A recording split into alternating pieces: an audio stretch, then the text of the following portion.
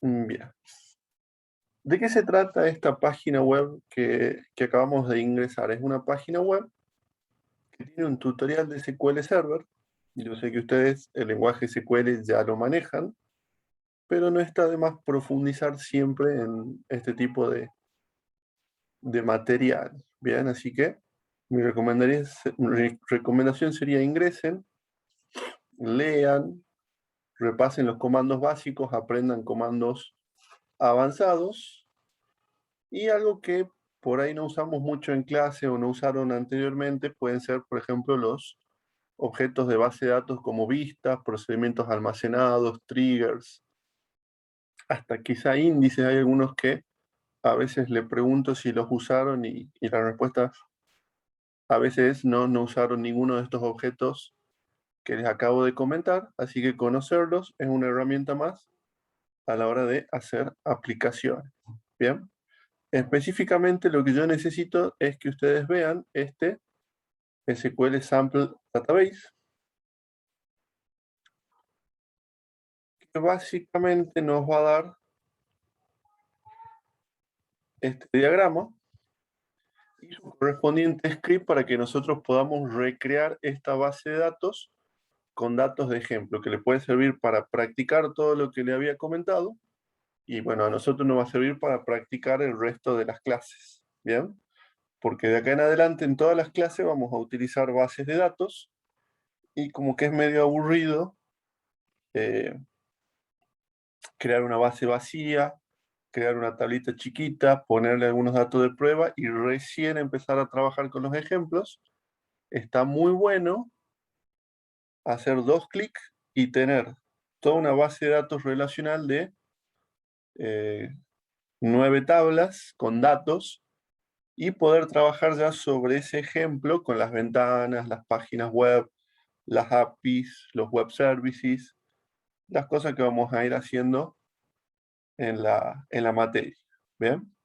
Así que básicamente el primer paso sería que ustedes exploren este diagrama y el segundo paso sería que creemos un proyecto donde restauremos esta base de datos y la probemos. Bien, esa sería la siguiente etapa. Hacer una base de datos, ejecutar el script y empezar a jugar con esta base de datos de ejemplo. Bien. Mientras le pegan una mirada al diagrama, les comento, una de las cosas que habíamos hablado en la clase pasada es entrar a la nube de Microsoft y probar algunos de los servicios gratuitos que trae y los servicios de prueba que trae por 12 meses. Bien. Después de mucho tiempo entré de vuelta a la nube de Microsoft y ahora como que está pidiendo sí o sí para entrar a probar una tarjeta de crédito. Bien. En principio, no voy a poner mi tarjeta de crédito para probar estos servicios, pero recuerdo que en años anteriores sus compañeros me comentaron que con la tarjeta Walla, que no tiene costo, la pueden sacar instalándose la aplicación, podían registrarse en la nube de Microsoft y probar los servicios. Bien. Así que me voy a sacar una tarjetita de Walla para registrarla en la nube y seguir probando, y les recomiendo a ustedes que hagan lo mismo, ¿bien? Para jugar con estos servicios que nos da. Tenemos servicios gratuitos y servicios, o sea, gratuitos de por vida, y tenemos servicios gratuitos por 12 meses, tiempo suficiente como para que los prueben y si les interesa después puedan cargar crédito a su tarjeta y usarlo más allá de esos 12 meses. ¿Bien?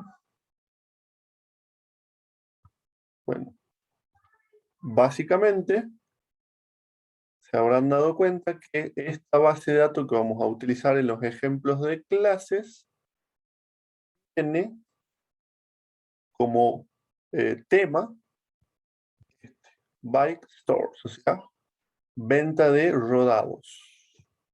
Bien, bicicletas. Básicamente van a ver que tenemos tablitas para los clientes, la fundamental, tabla de clientes.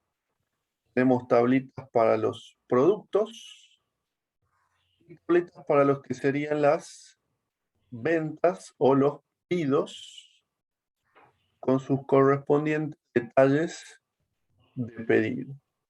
¿Bien? Yo puedo pedir en un mismo pedido 5 unidades de A y 10 unidades de B, y todo eso sería un mismo pedido. Tendríamos el maestro de pedido y el detalle de pedidos. ¿Bien? A su vez, los productos están relacionados con las categorías. Tenemos una tablita donde se almacena la cantidad en stock de cada producto. Esto sería una relación entre producto y sucursal. Bien, por eso es que la tabla producto no es la que tiene la columna cantidad. Bien, porque no es que vamos a tener una cantidad para cada producto, sino que como está modelada esta base de datos, podemos ver que podría tener del producto A, podría tener 5 unidades en la tienda 1, 10 unidades en la tienda 2, 20 unidades en la tienda 3. O sea, tenemos la cantidad de cada producto en cada una de las sucursales. Por eso es que el stock está separado de producto y como una relación entre producto y tienda. Bien, vamos a ver que cada producto está relacionado con una marca. Fiorenza, por ejemplo, esa marca puede tener varios productos. Bien, se dan cuenta la forma de leer las relaciones en este diagrama, y que no usaron todavía esta notación. Una marca tiene varios productos. Tenemos una tienda, tiene varios empleados. Un pedido tiene varios ítems.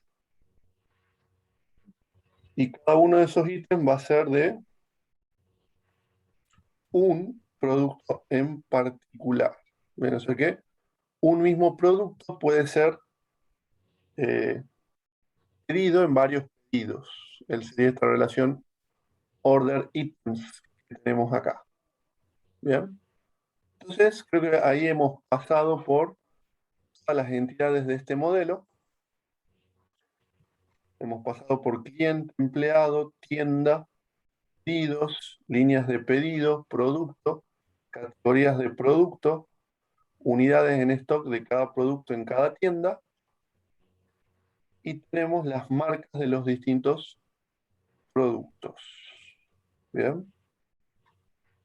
Otra cosa que podrían haber notado de este diagrama es que tenemos tablas de color rojo y tablas de color azul. Bien. Que básicamente representa la organización de los elementos en la base de datos. Bien. Haciendo una comparación con Java o con C Sharp, si nosotros teníamos varias clases, ¿cómo podíamos organizar esas clases? Y en paquetes o espacios de nombre. Bien. Paquetes en Java, espacios de nombre en C Sharp. Bien. En el mundo de SQL Server, si yo tengo muchas tablas dentro de una base de datos, la herramienta que puedo utilizar para mantenerlas ordenadas, separadas, para que tengan relación entre sí las tablas que estén juntas, entre comillas, es lo que llamamos un esquema de base de datos. ¿Bien? O sea que esta base de datos de ejemplo básicamente va a estar con tablas en el esquema de ventas, con las tablas relacionadas con las ventas, y va a haber un esquema de producción relacionado con los productos que tenemos disponibles. ¿Bien? Quizá no hacía falta separar en esquema esta base de datos porque solamente tiene 9 tablas, pero en la vida real tengo bases de datos que tienen 500 tablas adentro. Se imagina que si las 500 tablas están todas juntitas, sin ninguna separación u ordenamiento, se hace bastante difícil entender qué tablas están relacionadas íntimamente con qué otras tablas. Bien, entonces, el con el elemento esquema nos permite poner todas las tablas que están muy relacionadas entre sí, ordenadas en ese agrupamiento lógico llamado esquema. ¿Bien? No sé si lo habrán usado hasta ahora a los esquemas, pero son bastante fáciles de usar, digamos. Cuando uno crea una tabla, la crea de esta forma. Nombre del esquema, punto, nombre de la tabla. ¿Bien?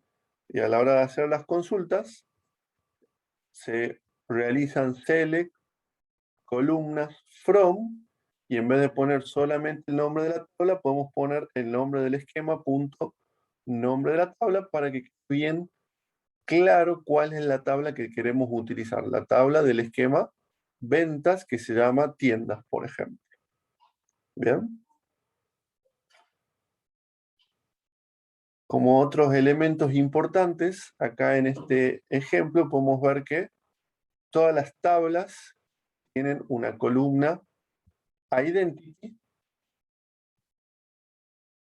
que sería nombre de la tabla guión bajo ID, identity y primary key. ¿Bien?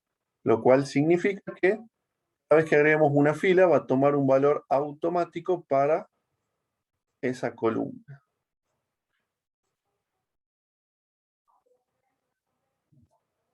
Bien, es una buena práctica que todas las tablas tengan ese tipo de columnas, porque nos aseguran que no vamos a tener dos filas con el mismo valor de esa columna. O sea que la vamos a poder utilizar como clave primaria, muy útiles para plantear los deletes, los updates, indicando la condición where, columna ID igual a un valor, ya lo tenemos claramente identificada la fila a la cual se va a hacer esa modificación. Bien. Es preferible esto a tener una columna, por ejemplo, DNI en una clase persona, en una tabla persona, y que esa columna sea primary key. ¿Bien? ¿Qué problema se le ocurre a ustedes que tendríamos, por ejemplo, para ver, digamos, su experiencia con manejo de base de datos? ¿Qué problema se le ocurre a ustedes que podríamos tener si tenemos una tabla de esta forma?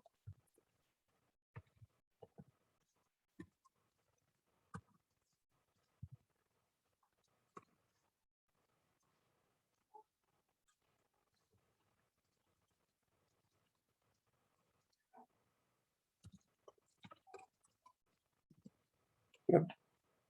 ¿Qué opinan?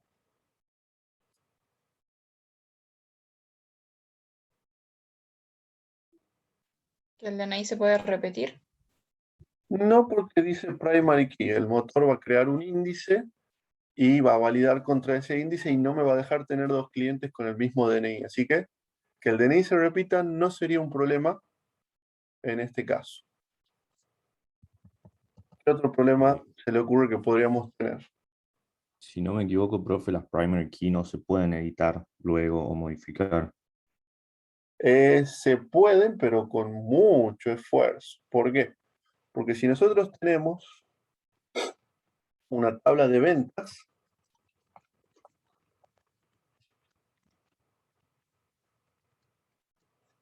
una de las columnas que tendrá la venta va a ser el DNI para relacionarse con el cliente. ¿Bien?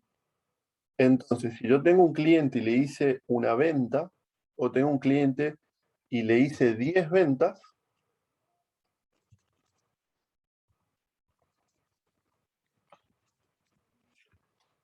voy a tener en la tabla de clientes una fila con mi DNI y en la tabla venta voy a tener 10 filas con mi DNI. Y si tengo que cambiar el DNI, voy a tener que cambiar 11 filas en total. Una de cliente y 10 de la tabla de ventas. ¿Bien? ¿Se dan cuenta el impacto que tiene eso? Se hace muy difícil si usé esa columna para relacionar los datos de diferentes tablas, y puede ser que si yo tengo que cambiar el DNI lo tenga que cambiar en 10 tablas. Y se hace muy complicado. No es imposible, pero se hace muy complicado si tengo mal cargado el DNI de alguien, corregir. Bien, entonces, razón número 1 para no relacionar utilizando datos de la vida real, que si ese dato es erróneo, la corrección se complica a lo largo de todas las tablas que tienen ese dato para referenciar las filas relacionadas entre sí. ¿Bien? Y la segunda razón por la cual preferimos no usar datos reales como las primary key de nuestros sistemas, ¿cuál se le ocurre que pueden ser?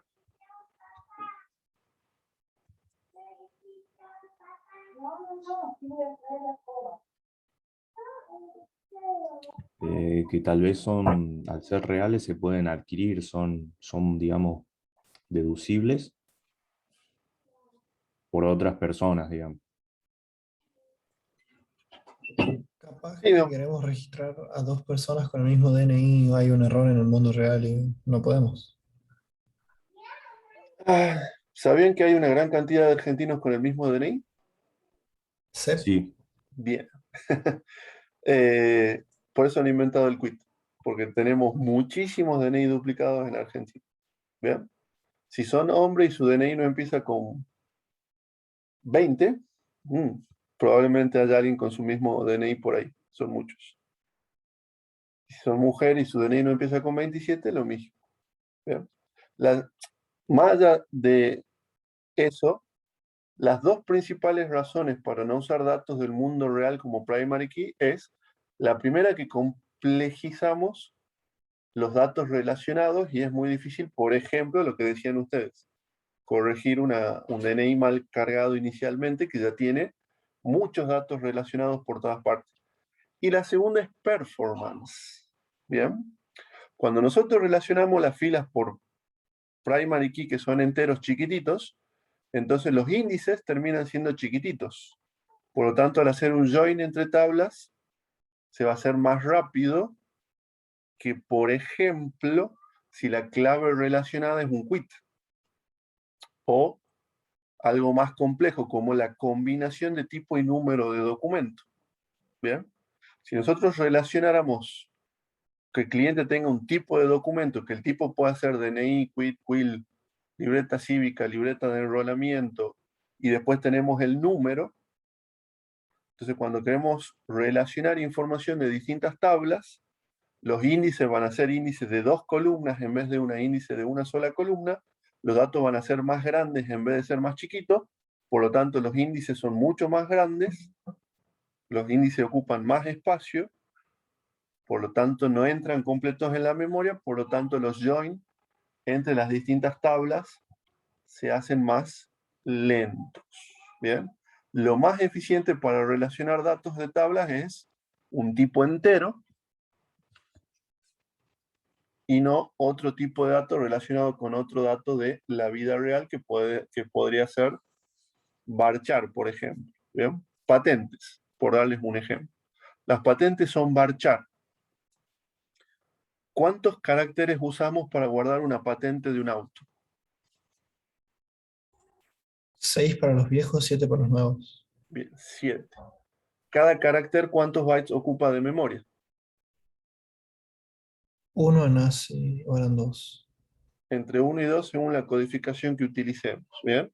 Pongámosle que usamos 2 bytes por carácter. Entonces en 7 tenemos 14 bytes para almacenar la clave primaria.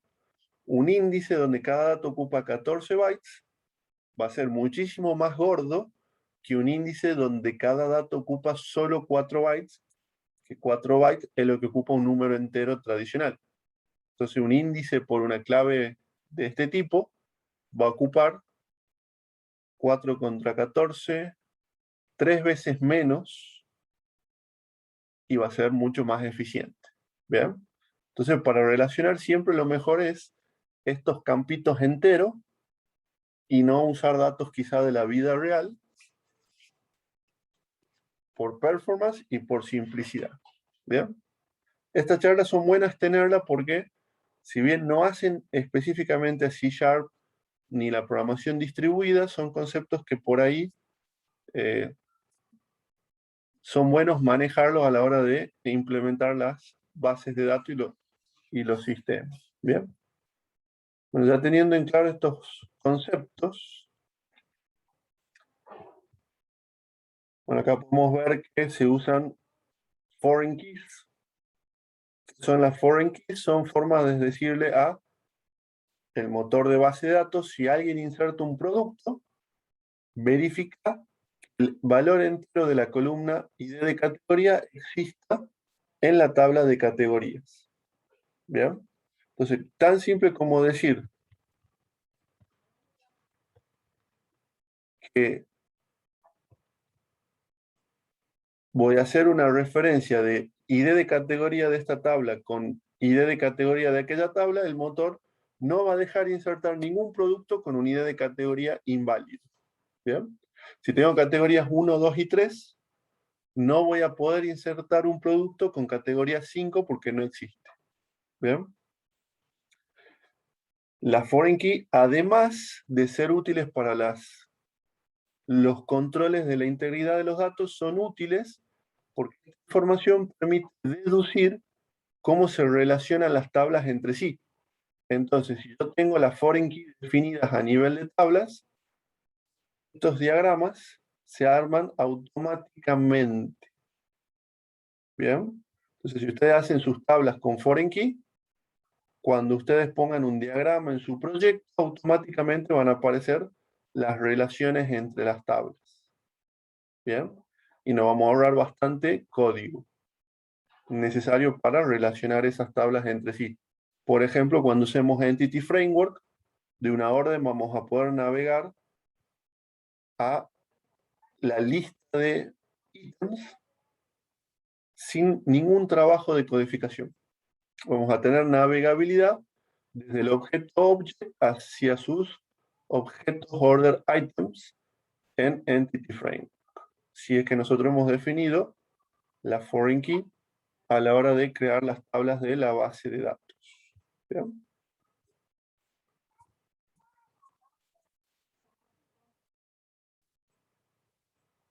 Las cláusulas on delete cascade o on update cascade son buenas porque al modificar un dato en una tabla, por ejemplo, al eliminar una categoría de productos, se pueden borrar automáticamente todos los productos de esa categoría. ¿Bien? Entonces eso es lo que hace la cascada, que una eliminación o una modificación hacia una fila impacte en las tablas relacionadas que tengan una relación contra esa columna en particular. ¿Bien? Bueno, para no aburrirlos más, al final de todo esto van a encontrar este link que dice Download SQL Server Sample Database. Vamos a descargar. ¿Y qué es lo que se va a descargar? El archivo zip, que lo vamos a descomprimir.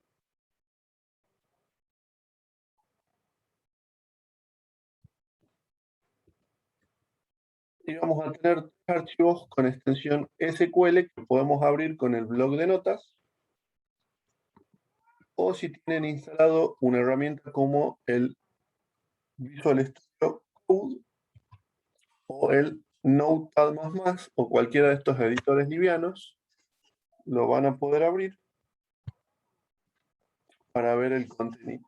Bien, vamos a ver que en uno de los archivos tenemos la creación de los dos esquemas y la creación de las distintas tablas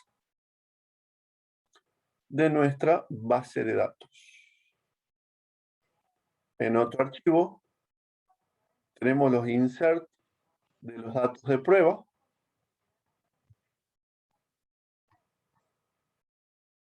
Y en otro archivo tenemos drops por las dudas queramos borrar antes de crear la base de datos. Bien, esto sería como resetear las bases de datos, o sea, borrar para después crear de nuevo. Y después de hacer varias pruebas queremos volver al estado inicial. Bien, entonces, ¿cómo hacemos para tener un proyecto con una base de datos ByteStore? Bien, tomen nota de esta parte porque esto lo vamos a hacer muy seguido en todos los proyectos que vienen a continuación. ¿Bien? Como que ahora va a ser crear un proyecto, cargar la base de datos de prueba y empezar a ver el tema de cada una de las clases. Bien. Entonces vamos a abrir Visual Studio.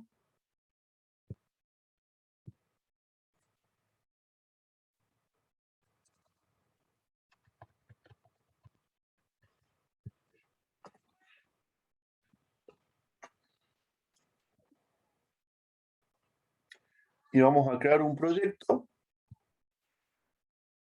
Puede ser de cualquier tipo, o sea, la base de datos la puedo tener en una aplicación de consola, de escritorio, web, web MVC, web services, web API, cualquiera de los tipos de proyectos que vamos a ver, digamos, en el cursado de esta materia, va a poder tener una base de datos con datos de prueba. Bien.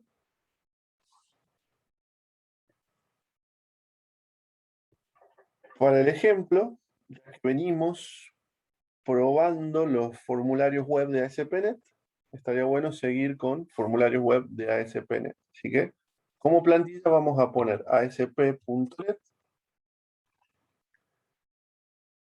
y vamos a elegir del listado esta opción. ¿Bien? La opción que dice aplicación web ASP.NET y entre paréntesis .NET Framework. ¿Bien? Aplicación web ASP.NET entre paréntesis Net Framework. ¿Bien? Le poníamos un nombre, elegíamos una carpeta destino, nombre para la solución. Hasta ahora estamos trabajando con soluciones de un único proyecto, así que por ahí no tiene mucho sentido cambiarle el nombre. Versión de framework dejamos el 472 o el que tengan ustedes en la lista desplegable y hacemos clic en crear. Bien, de vuelta. Si elegimos cualquiera de estas opciones vamos a tener muchos elementos que por ahora no nos interesan, así que vamos a ir con una plantilla vacía con soporte para formularios web. Y bueno, es opcional el HTTPS, yo lo voy a sacar. La vez pasada lo dejamos puesto, ahora lo sacamos, no hay mucha diferencia. Entonces tenemos aplicación web ASP.NET, .NET Framework, formularios web form, o sea, con soporte para formularios. Decidí sacarle el HTTPS y hacemos clic en crear.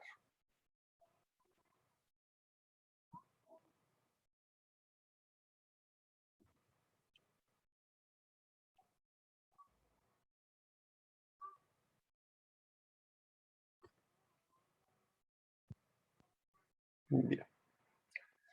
Tenemos nuestra solución.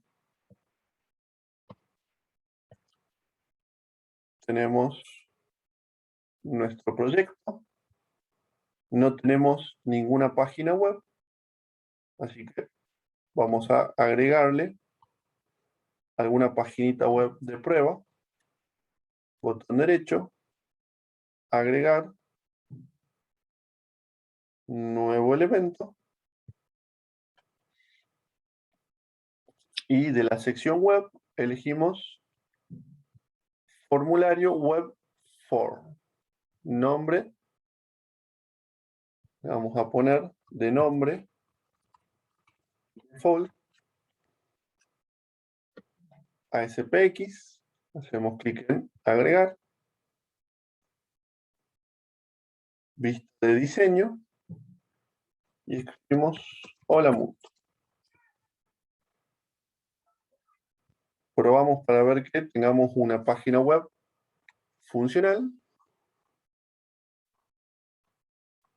Y una vez que la veamos en ejecución, sabemos que tenemos todo listo para empezar a programar. Bien. Hay un servidor web que está corriendo en este momento. El navegador le pidió default ASPX.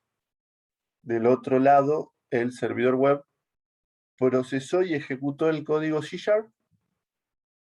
lo cual generó código HTML, que es el que se devolvió al navegador y que el navegador renderizó con ese hola mundo que estamos visualizando.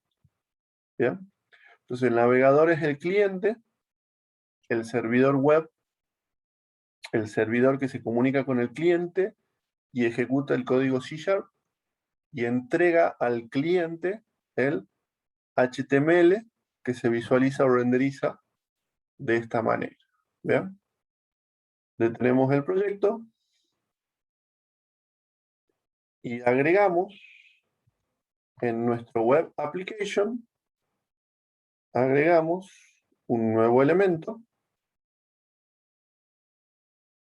Esto ya lo hicimos la sesión anterior de la sección datos. Vamos a seleccionar base de datos SQL Server.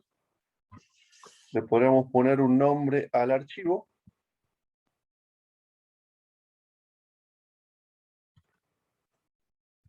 Por ejemplo, db.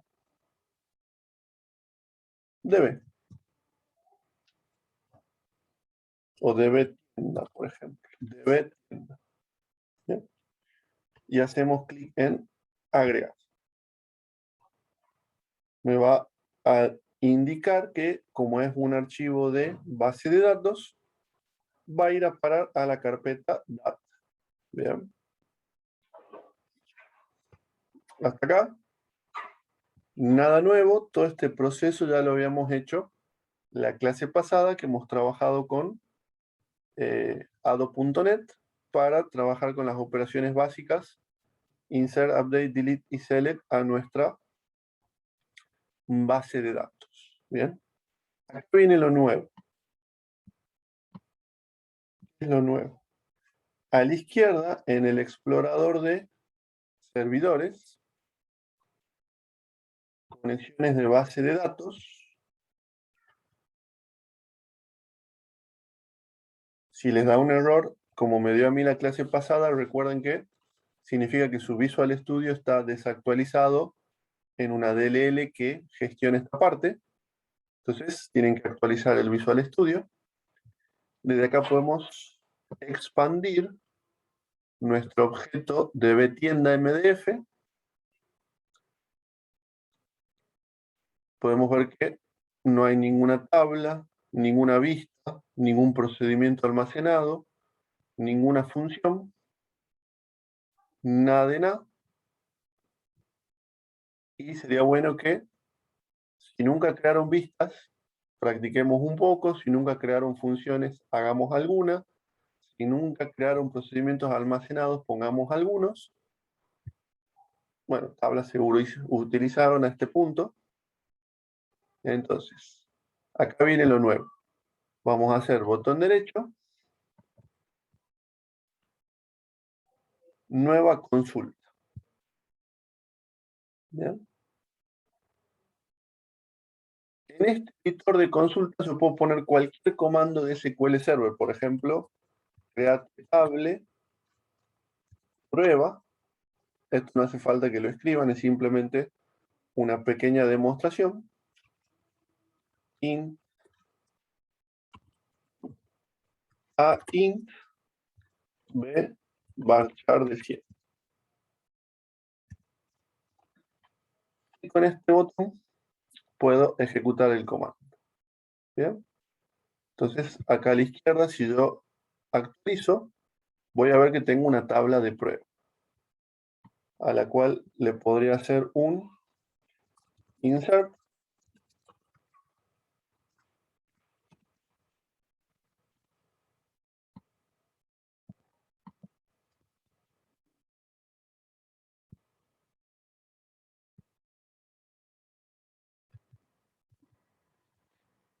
Acá me faltó la palabra clave values.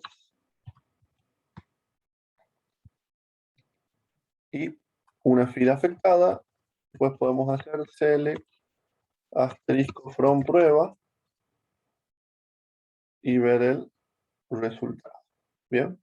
Conclusión. En esta ventana de consultas puedo enviarle cualquier orden a SQL Server, o sea que está muy buena para que ustedes desde acá prueben todo el material del curso de SQL Server.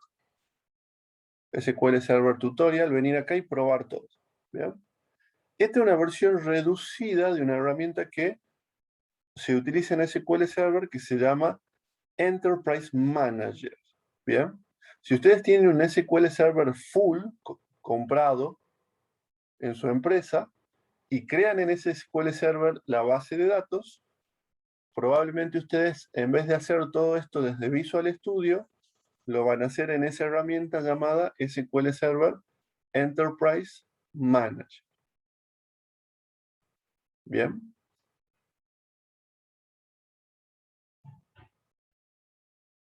Entre paréntesis, estaría muy bueno que si nunca instalaron SQL Server versión full, lo instalen para muchas de estas pruebas. ¿Bien? Sería el equivalente al Heidi SQL o al MySQL Workbench. Son herramientas cliente que nos permiten conectarnos al motor y enviar órdenes. ¿Bien? Entonces lo único que necesitamos hacer es crear acá nuestros scripts que hemos descargado de SQL Server Tutorial y tengo abierto en el Notepad++. Primero vamos a ejecutar el script que crea los objetos.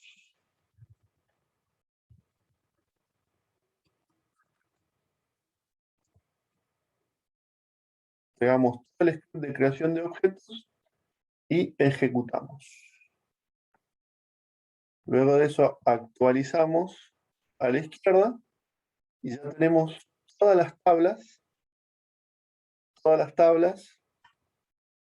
de la base de datos anterior, o sea, de la que estamos viendo en el diagrama de la página web. A esta que dice prueba, la vamos a eliminar.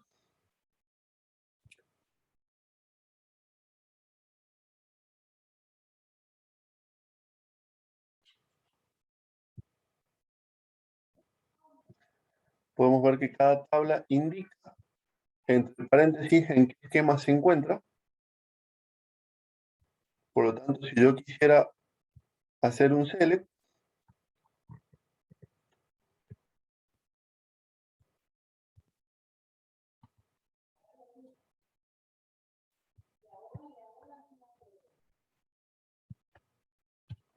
tendría que hacerlo de esta manera. Select asterisco from, nombre del esquema, por ejemplo, sales, punto, nombre de la tabla, customers. Y ejecutamos. ¿Bien? Como se observa en el resultado, nuestra tabla de clientes sigue sin datos. Así que ahora vamos a copiar y ejecutar el script titulado carga de datos, load data. Copiamos.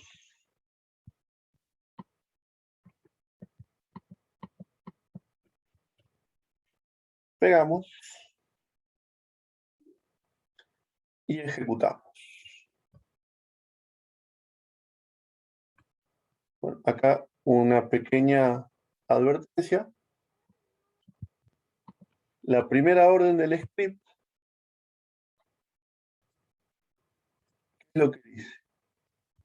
Use bike store. ¿Bien? Es un comando de SQL Server que lo que hace es, si tengo varias bases de datos, ubicarme en una base de datos de nombre BikeStore para empezar a ejecutar el resto del script. ¿Bien? En este caso, eso serviría si tuviera un SQL Server full, que puede tener varias bases de datos. Acá este archivo de base de datos tiene una sola base de datos adentro y que no tiene nombre. Por lo tanto, este useBikeStore sobra en el script. Así que la única modificación que tendríamos que hacer es borrar o comentar esta línea de código con 2 guiones al frente y volver a ejecutar el script.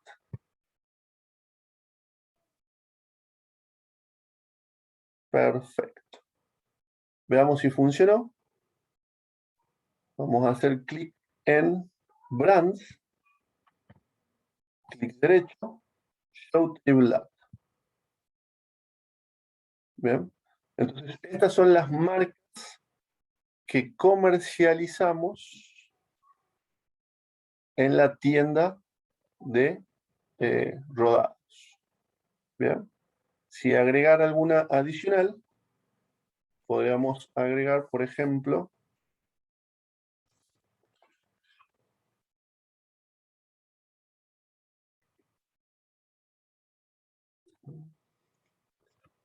prensa.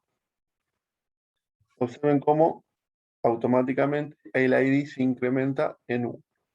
Bien. Exploremos la tabla categorías del esquema Production. Vamos a ver que tenemos estas categorías. Vendemos bicicletas de camino, bicicletas de montaña, bicicletas eléctricas, bicicletas para chicos, entre otras categorías de bicicletas. Veamos los productos.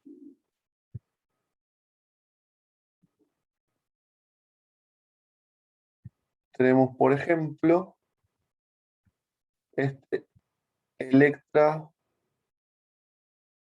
modelo 2016, de la marca 1 y de la categoría 3. O sea, marca 1, o sea, marca Electra.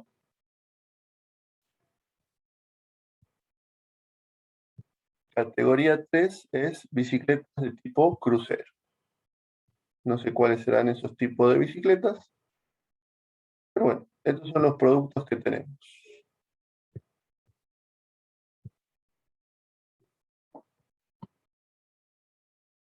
Y este es el precio de lista. Bien. O sea, la recomendación, ¿cuál sería ahora? Que vayan entrando tabla por tabla, viendo los datos que tienen.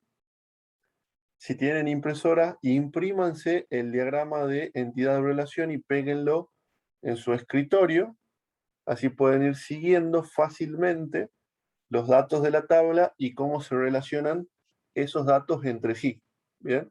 Esto está buenísimo porque si ustedes quieren hacer un sistema de otra cosa, historias clínicas de un sanatorio, o quieren hacer un sistema de manejo de cursos a alumnos y con notas, cualquier otro sistema pueden tomar este como modelo y ver cómo se relacionan los conceptos para hacer otro diseño de base de datos diferente. ¿Por qué? Todos tienen una misma línea de trabajo, digamos, cómo relacionar la información. Si ustedes entienden bien este modelo, no les debería costar trabajo otro modelo de base de datos similar. Sistema para manejo de expensas, por ejemplo. Cualquier sistema de ventas, este va a ser un muy buen modelo base para cualquier sistema de ventas que ustedes quieran programar. ¿Bien? Acá la tabla de stock. Tenemos 27 unidades del producto 1 en la tienda 1.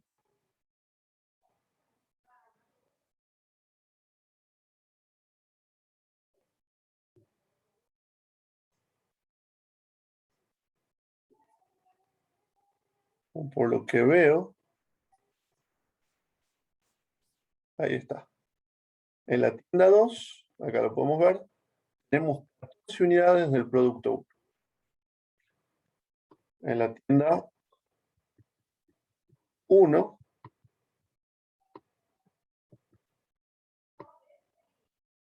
tenemos 27 unidades del producto 1. O sea que, en total, ¿cuántas unidades tenemos del producto 1? 27 más 14, 41. 41 si consideramos esas dos sucursales. ¿Bien?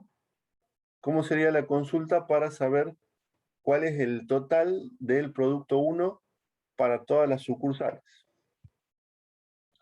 Entonces vamos a ir a la pestaña de consultas.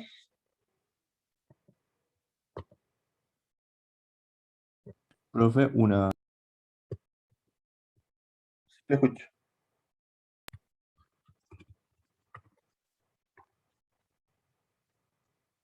Parece que se te cortó el micrófono o se te cayó la conexión. Ahí está, profe.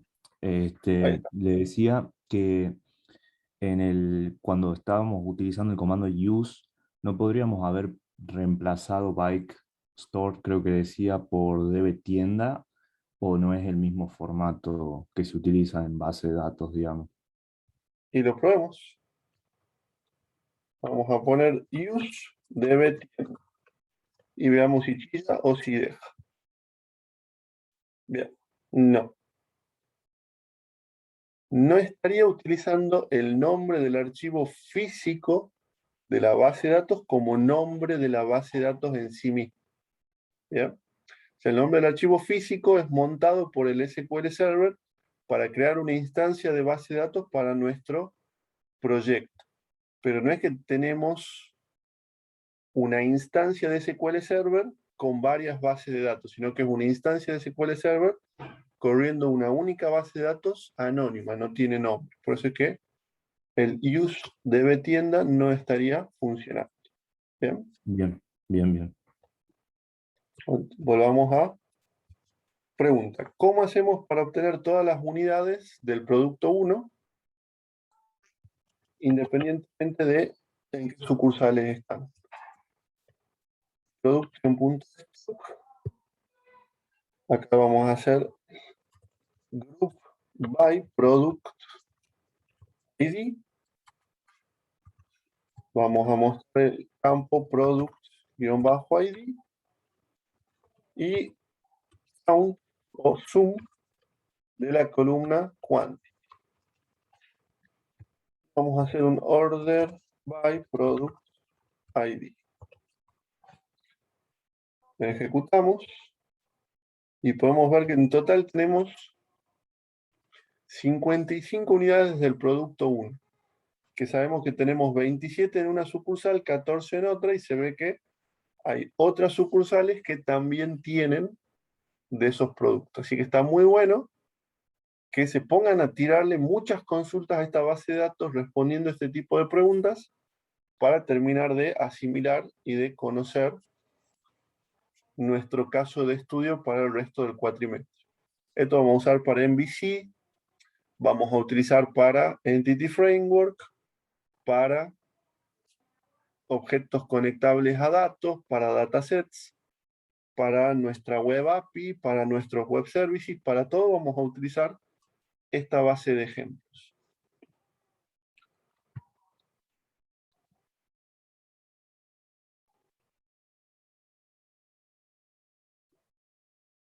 Bien.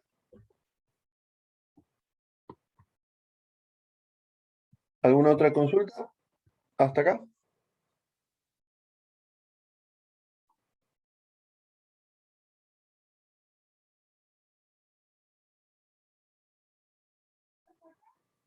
Bien. Siguiente paso. Hagamos una base de datos que use, hagamos una página web que use esta base de datos. Bien. Nosotros ya en la clase pasada hemos visto cómo crear un SQL Connection, que ese SQL Connection envíe un comando select a la base de datos, nos devuelve un objeto resultSet y nosotros iteremos sobre ese objeto resultSet y vayamos imprimiendo código HTML en formato tabla que nos muestre el contenido. ¿Bien?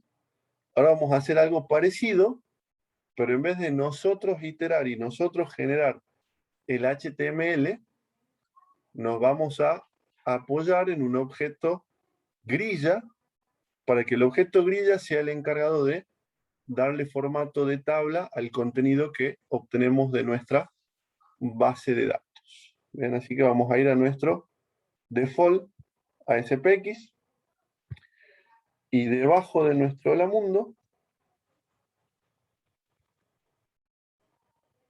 vamos a ir a nuestro cuadro de herramientas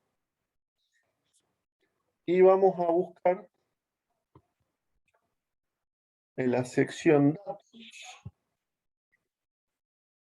un objeto que sea capaz de mostrarnos el resultado de un select. En este caso va a ser un Grid View.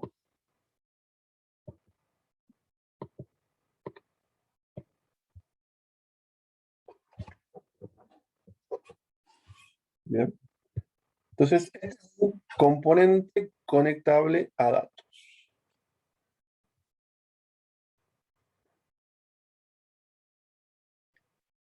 Vamos a conectarnos con ado.net. Recordemos que lo podemos hacer en un evento botón.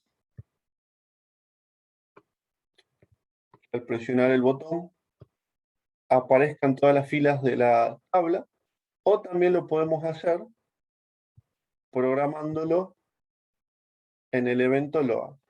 Si yo lo programo en el evento load, se va a ejecutar, ni bien se muestra la página, pero si lo programo en el evento del botón 1 clic, los datos se van a mostrar recién cuando sea presionado el botón. Bien, ustedes después elegirán si prefieren de una u de otra manera. Bien. Entonces repasemos lo que vimos en clases anteriores.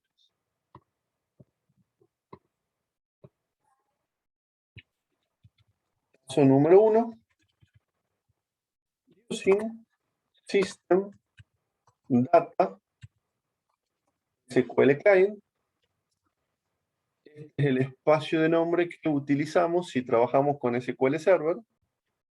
Si trabajamos con PostgreSQL, tenemos que bajarnos una DLL de Internet, agregarla al proyecto, acá donde dice referencias, agregaríamos la DLL, por ejemplo, para Postgre o para MySQL, y acá haríamos un using ligeramente diferente. Por ejemplo, la librería de PostgreSQL se la referenciaría de esta manera. Using npgsql. Ese es el namespace de la librería para trabajar con PostgreSQL. Previa descarga de la DLL. Visual Studio y el framework vienen de fábrica con soporte para SQL Server y para Oracle. Bien. Y para otras tecnologías generales como ODBC, OLEDB, que también nos permitiría trabajar con esos motores de base de datos. Pero bajarle a la librería de PostgreSQL sería una conversación más directa con el motor que la que haríamos con ODBC o OLEDB, que son tecnologías también para conectarnos a base de datos. Entonces, paso 1, hacer referencia al espacio de nombres que contienen las clases para trabajar con SQL Server. Paso 2, elijo el evento. Creo que sería más apropiado en PageLoad, más que en el botón. Creamos un objeto SQL Connection con igual a new SQL Connection. Y recordemos que entre paréntesis iría la cadena de conexión. Bien. Para la cadena de conexión vamos a aprovechar nuestro explorador de servidores para copiarnos la cadena de conexión.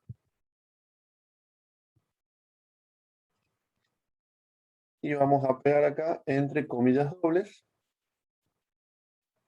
la cadena de conexión. Y para que no nos aparezca este error en esta barra invertida, recordemos que lo que teníamos que agregar antes de la comilla doble era una arroba. ¿Bien? Eso le quita el significado especial a la barra invertida y quita el error que nos está dando acá el compilador. ¿Bien? Entonces, paso 1, tenemos nuestra SQL Connection configurada. Vamos a crear un SQL command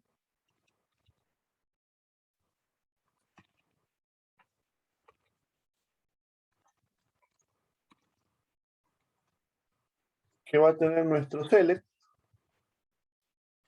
Por ejemplo, select asterisco from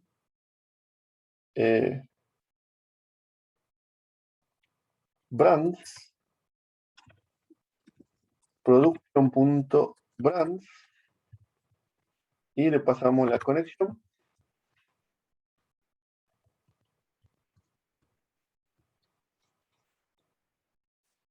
Después hacemos comando.execute.reader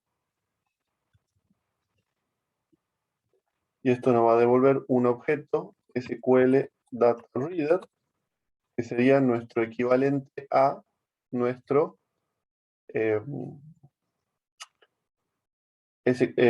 record set de Java, a nuestro resolution de Java, mejor dicho.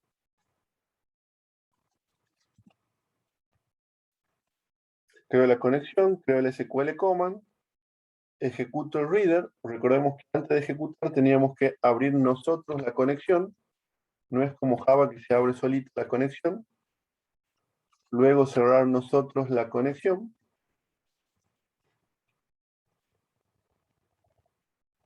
No hace falta try catch.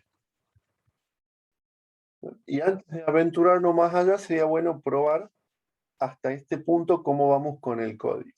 ¿Bien? Así que lo que voy a hacer es un response.write de datos sub 1. Y acá voy a hacer datos.read.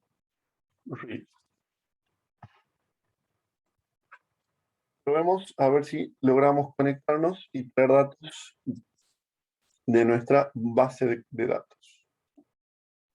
Profe, Sí, se me ocurrió que mientras hacía lo que nos dejó para la clase pasada, si tenemos varias, digamos, como en la sola página, por ejemplo, tenemos varias interacciones con la base de datos, convendría instanciar la conexión en una manera más global, para justamente no tener que estar instanciando en cada interacción una conexión nueva.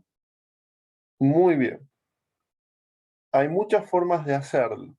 Bien. O sea, vamos a ver una justo en la clase de hoy de cómo no tener que instanciar y repetir la cadena de conexión para que en caso de que cambie la cadena no tenga que modificarlo por entero, digamos.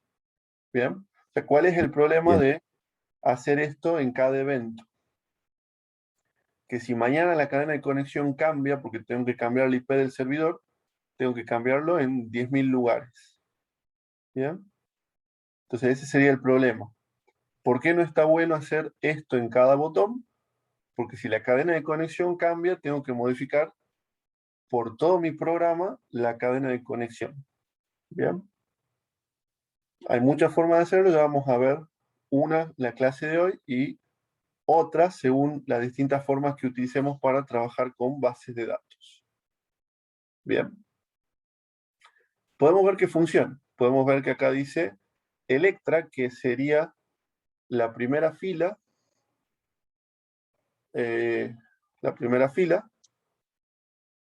segunda columna de la primera fila de la tabla de marcas. Bien. Entonces ahora lo que vamos a probar es lo siguiente.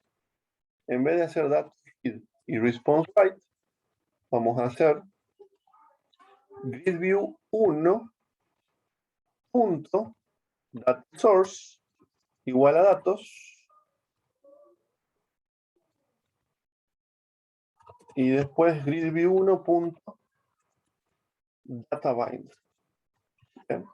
Estas son las dos líneas nuevas si comparamos la clase de hoy con la clase de la semana pasada. Bien. La semana pasada nosotros hicimos una iteración sobre este objeto y nosotros manualmente pusimos con response.write el contenido de la página que se le entregaba al usuario. O sea, nosotros éramos los encargados de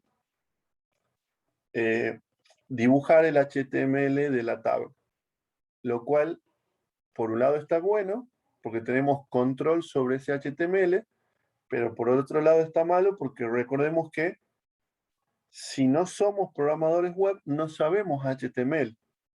Así que lo bueno de esta alternativa es que nos permite a nosotros desde el evento traer los datos y ponerlo en un componente de la página sin que nosotros tengamos que escribir manualmente nada del HTML resultante. ¿Bien? Está muy bueno, porque logramos el objetivo de, sin saber HTML, CSS y JavaScript, tener una página web que me permita mostrar el resultado de un select fácilmente. Bien, lo probemos.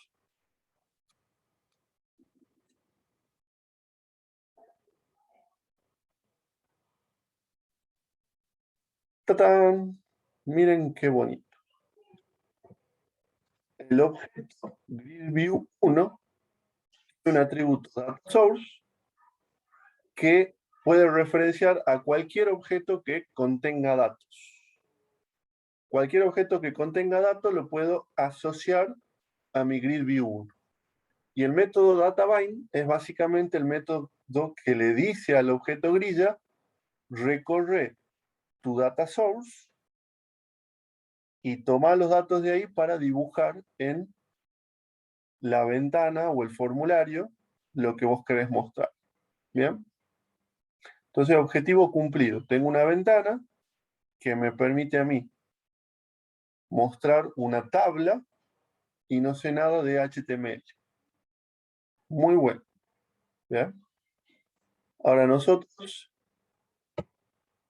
podemos personalizar este objeto GridView1 si nos vamos a la vista de ASPX. Hacemos clic en el Grid View. Tenemos acá este Smart.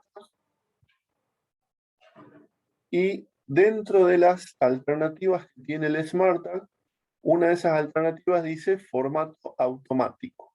¿Ven? Le damos clic y elijamos algún diseño que nos guste para nuestra tablita. Este está bueno.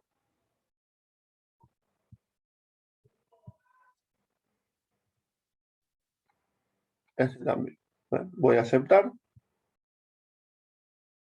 y ejecutar. ¿Ven? De vuelta, ventajas y desventajas.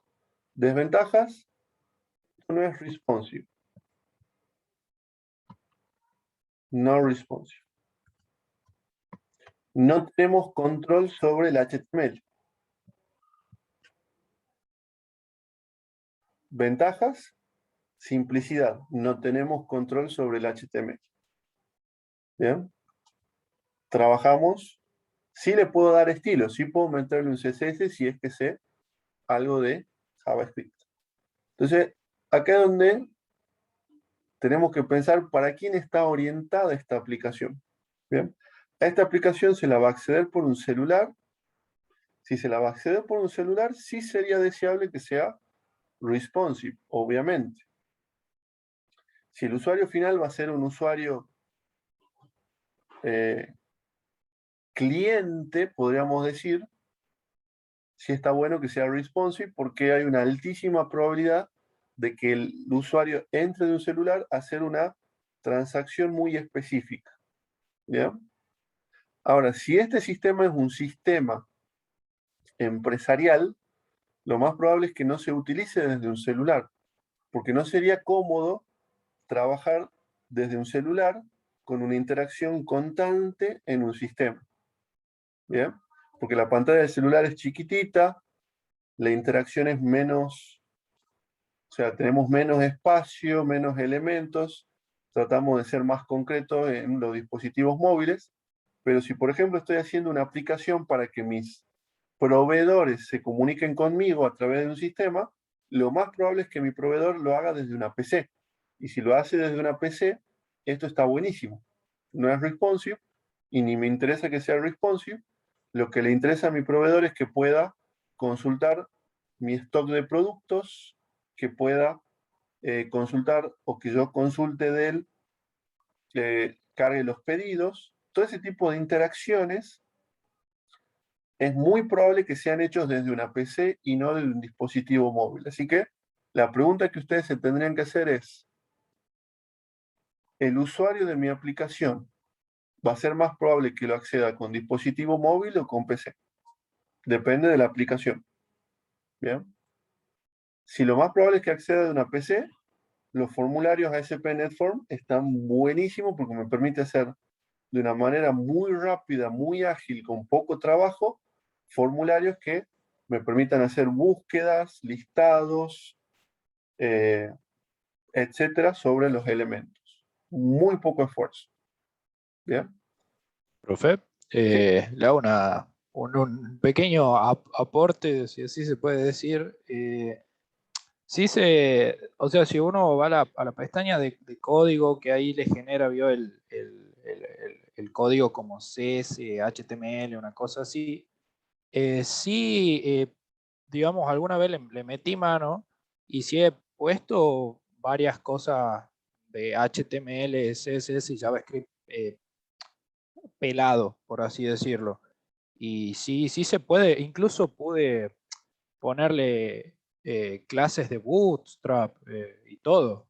Así que digamos que sí se puede también personalizarlo un poco más. Bien. Está muy bueno Como, el aporte.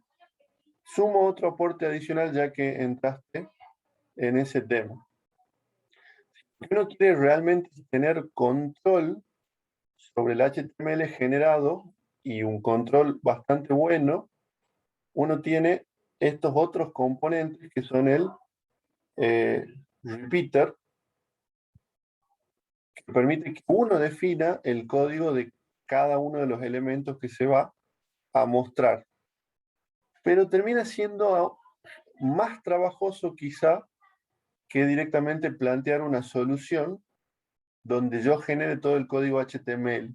Porque en el momento en el cual yo me pongo a trabajar de manera híbrida y trato de controlar el HTML de los componentes, más manejo mi propio HTML de la plantilla, ya como que pierde un poco el sentido trabajar con formularios ASP.NET, se vuelve más complicado que directamente trabajar todo con una solución MVC tradicional. ¿Bien? O sea, sí, obviamente tienen previsto la posibilidad de que uno pueda personalizar el estilo, tocar algo del HTML generado, pero en mi opinión y mi experiencia termina siendo mucho trabajo y complicando mucho el código. Yo soy un programador que siempre trata de que el código sea lo más simple posible, porque a la hora de modificarlo, otro programador capaz que lo tiene que hacer o uno mismo después se tiene que enfrentar con esos engendros donde mezcla código propio con código generado automáticamente y se mete muy dentro de los componentes y uno termina complicando el código, complicándose uno mismo las modificaciones futuras. Bien. Así que básicamente trato de hacer los usos tradicionales de los componentes, los usos comunes. Pero sí, obviamente que uno si quiere meterse dentro y empezar a hacer cosas más profundas, lo puede hacer. Sí. claro, pero no es la idea, digamos, sí. Sí, sí. Claro, mi idea es siempre mantenerlo lo más natural y simple posible. ¿Bien? Cuando uno ya tiene que dar muchas vueltas para algo que no usando un framework lo puede hacer de manera directa, entonces ahí yo ya me cuestiono si vale la pena usar el framework, digamos. ¿Bien? Por dar un ejemplo, Claro. capaz que hacer algo con jQuery se puede hacer mucho más simple y cuando usamos las nuevas librerías de JavaScript se hacen aún más simple, pero por ejemplo, yo me pongo a usar una librería nueva y ya no anda en navegadores muy viejos y ya dejo afuera muchos usuarios y quiero que anden en navegadores viejos y pongo parches de JavaScript y capaz que me convenía directamente trabajar con jQuery y no trabajar con Angular para un proyecto. ¿Bien? Pero bueno, ya me estoy yendo un poco del tema. Está bueno el aporte, sí, si uno realmente se quiere meter, lo puede hacer, pero ya se empieza a aumentar el nivel de complejidad. Bueno, si uno quiere controlar, ya no le recomendaría usar el grid view, le recomendaría usar el repeater, para que uno ya controle el HTML del código generado para cada elemento de la tabla. Sigamos avanzando. Bueno, hagamos un pequeño ejemplito acá con el button. Hagamos un filtrado sobre la tabla. Pongamos nuestro text field.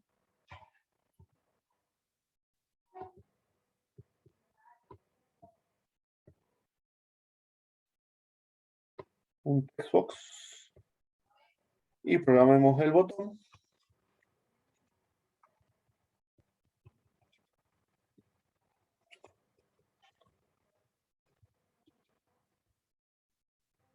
Entonces acá vamos a agregar where.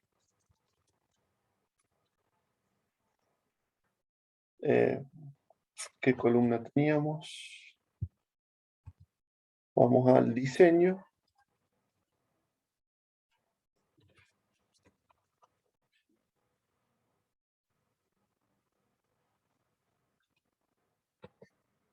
La tabla que estamos usando es production.brands.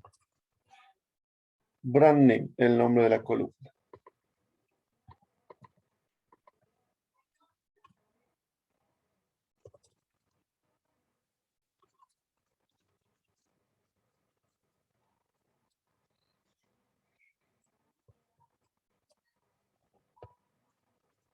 Y acá vamos a concatenar. Recuerden que esto de concatenar lo hacemos por ahora con fines didácticos. En realidad acá deberíamos usar un parámetro SQL que también lo vimos la semana pasada. Y bueno, recuerden que está en el video grabado de la clase que después lo pueden rever. Ejecutamos el proyecto.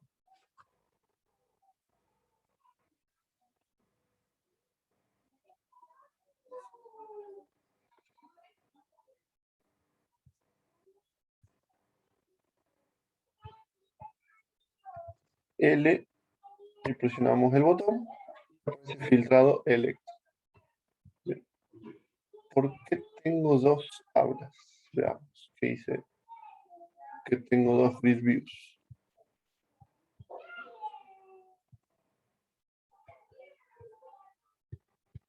Este es grid view 1 y este es grid view 2. Chao, grid view 2. No sé por qué se agregó un segundo grid view. Ahí está, vamos de vuelta.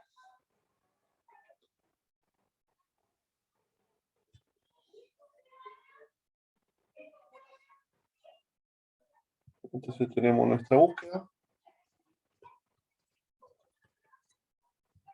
Arrow, buscamos y se filtra. Perfecto.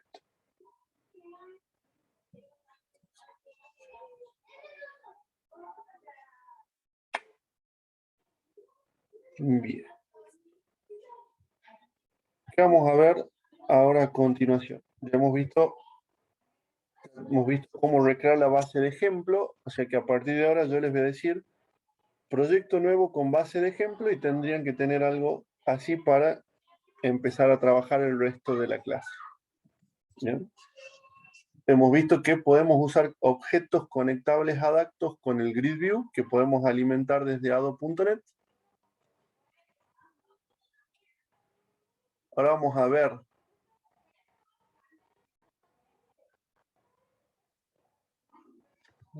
cuánto tiempo nos queda, 1 hora. Bien.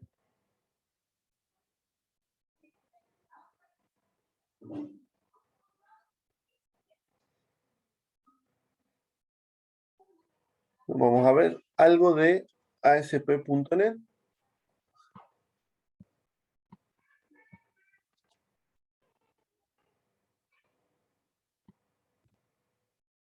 Y un poquito más de ado.net y con eso terminaríamos la clase de hoy. ASP.NET. Voy a agregar un nuevo elemento a mi proyecto. ¿Bien? Dentro de la sección web vamos a buscar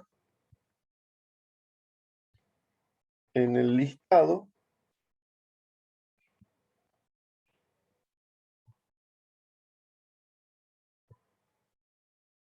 vamos a escribir en el buscador maestro o maestra.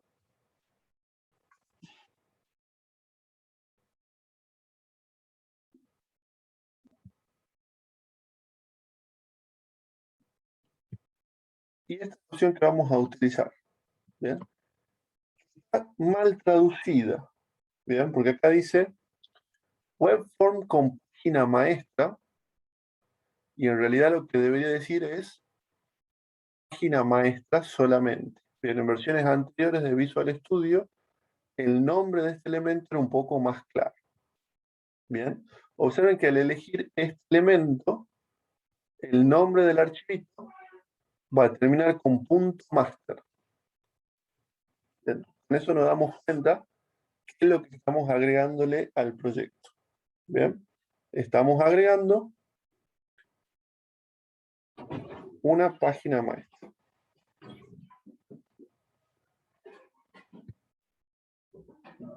Hacemos clic en diseño y vamos a ver algo que parece que está vacío. Pongo un par de espacios antes, un par de espacios después y vamos a ver que tenemos un recuadro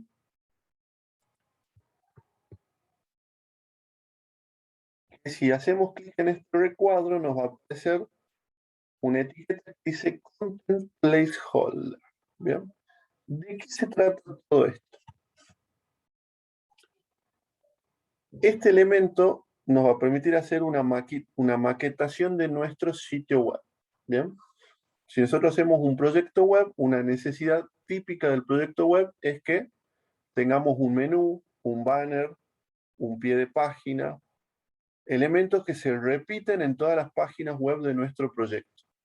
Imaginemos que tenemos 10 páginas web y en las 10 ponemos el banner. Entonces, se darán cuenta que si tenemos que cambiar el banner, tendríamos que modificar 10 páginas web. Lo mismo con el menú. Si a las 10 páginas web le ponemos el menú y después nos dicen que hay que cambiar el menú y agregar una opción, se la tenemos que agregar a las 10 páginas web. Y si el pie de página cambia, tenemos que cambiar el pie de página en las 10 páginas web. Entonces, lo que hace una página maestra es contener todos estos elementos que van a ser comunes a un grupo de páginas web de nuestro sitio, de tal manera que si, por ejemplo, en la página maestra pongo el logo, pongo el pie y pongo el menú, cualquier cambio en cualquiera de esos tres elementos solamente lo voy a tener que hacer en la página maestra y no lo voy a tener que hacer en el resto de las páginas web. ¿Bien? Entonces, vamos a hacer un ejemplo bien simple para terminar de cerrar esta idea. Antes del objeto Content Placeholder vamos a poner un título para la página. Tienda de mascotas. Y le vamos a poner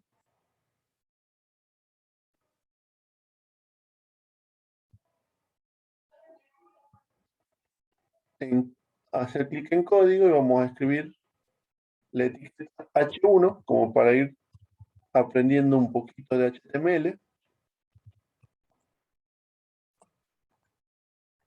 Y voy a volver a diseño y vamos a ver que tienda de mascotas aparece como un título grande.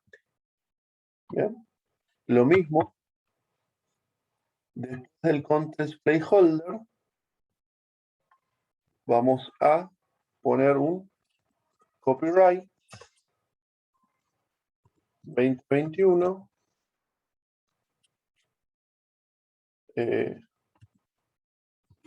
páginas company SRL. ¿Bien? Si tenemos un pie de página, tenemos un encabezado. Quizá debajo del encabezado podríamos tener un menú con hipervínculos. Voy a poner un hiperlink, un segundo hiperlink, un tercer hiperlink, y entre cada uno de estos hiperlinks una tubería.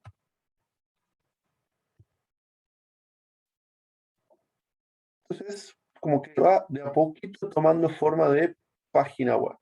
¿Bien? Voy a guardar los cambios. Bueno, ahí nos dice si queremos guardar los SQL, no hace falta, pero ya que estamos los guardamos. Ya definimos nuestro primer master page de nuestro sitio. Podríamos tener varios. Podríamos tener un master page con opciones para usuarios logueados y un master page con las opciones públicas, por ejemplo. Probemos. Hacer una página que tenga alrededor esta master page. Voy a agregar a mi proyecto un nuevo elemento. Vamos a usar de vuelta el buscador para poner maestra. Y ahora vamos a elegir la primera opción, que dice formulario web con página maestra. ¿Bien? Hacemos clic en agregar. Acá nos da para elegir cuál de todas las master pages de nuestro sitio queremos utilizar como página maestra. Tenemos uno solo, lo elegimos. Hacemos clic en diseño. Y observen que me aparece solamente para editar la parte central. Y acá vamos a poner, ¿qué nombre le puse a este formulario?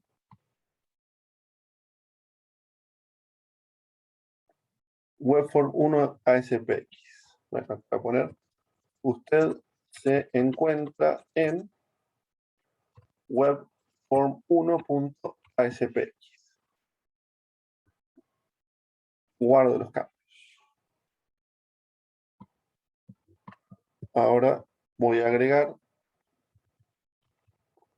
un nuevo elemento. Otro formulario web con página maestra. Le podríamos poner ya un nombre, por ejemplo, productos ASPX. Elegimos la master page. Diseño. Usted se encuentra en productos.aspx.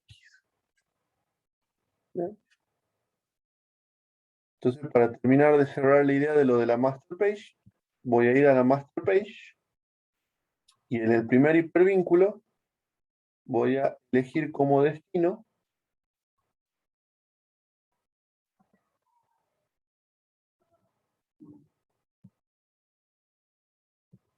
como texto voy a poner webform 1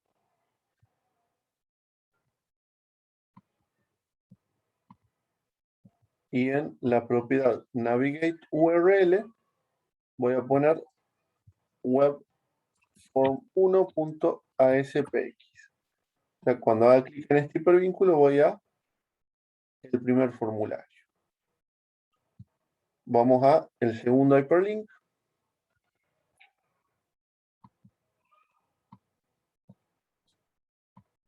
Vamos a poner productos.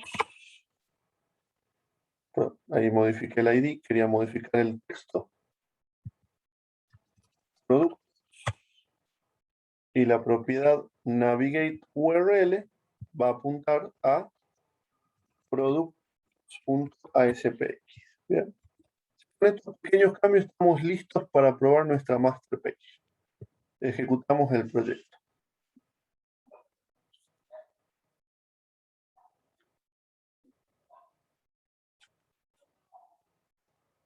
Bueno, acá no vemos nada porque este formulario no fue agregado utilizando una master page.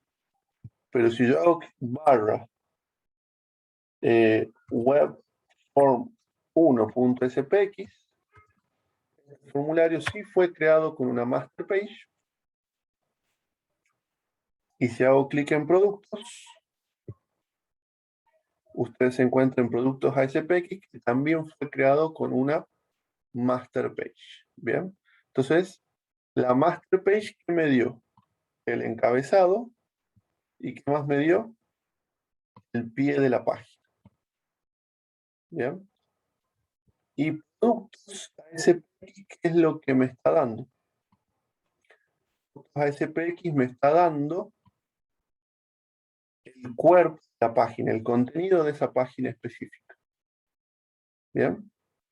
Entonces, la master page como que está muy buena para centralizar ahí todo el contorno de nuestra página web para que vaya cambiando el contenido de la página web propiamente dicho. Bien. Ejemplo, por mostrar cualquier página web.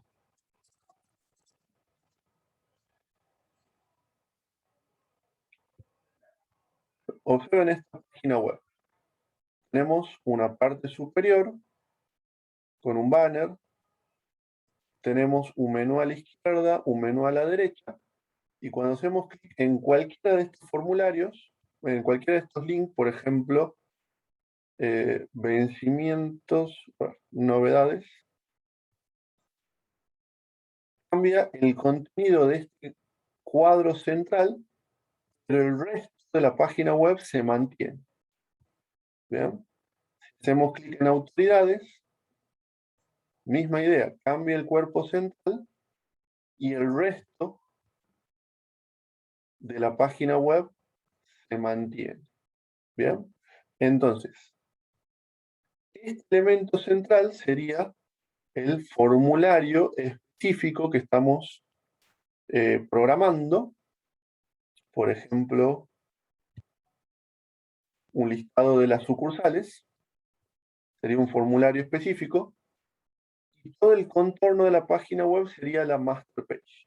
De tal forma que si tuviéramos que cambiar cualquier elemento del menú, lo cambiaríamos en un único archivo y no tendríamos que modificar todos los archivos de nuestra aplicación.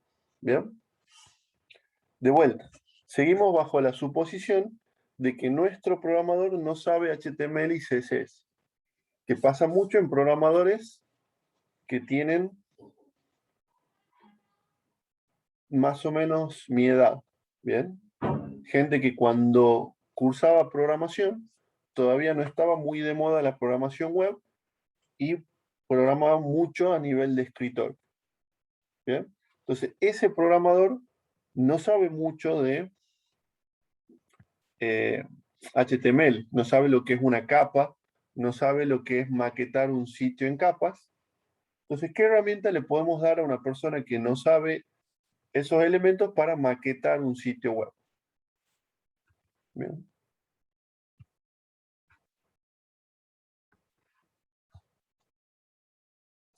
La herramienta que se utilizaba para maquetar cuando recién sale la web era el concepto de tablas. Bien, voy a abrir un Excel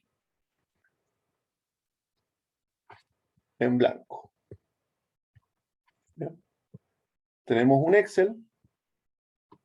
Si tenemos muy buena imaginación, nos podríamos imaginar que esta sería nuestra página web. Acá a la izquierda podríamos tener el menú.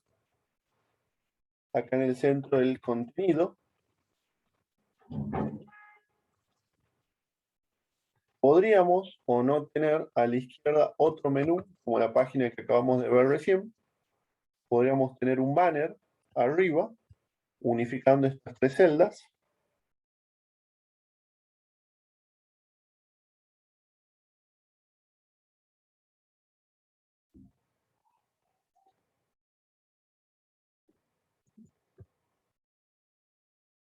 ¿Dónde estás? Combinar celda que no te estoy viendo.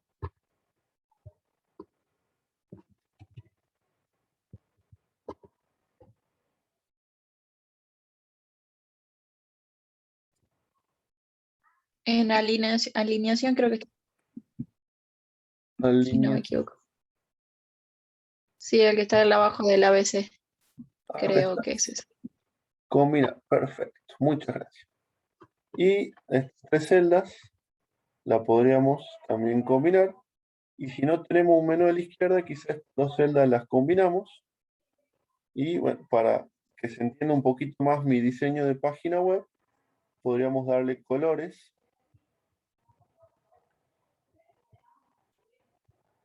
Por ejemplo, voy a poner el pie con un color de fondo azul, la cabecera con un amarillo, el menú de la izquierda con un verde y el contenido central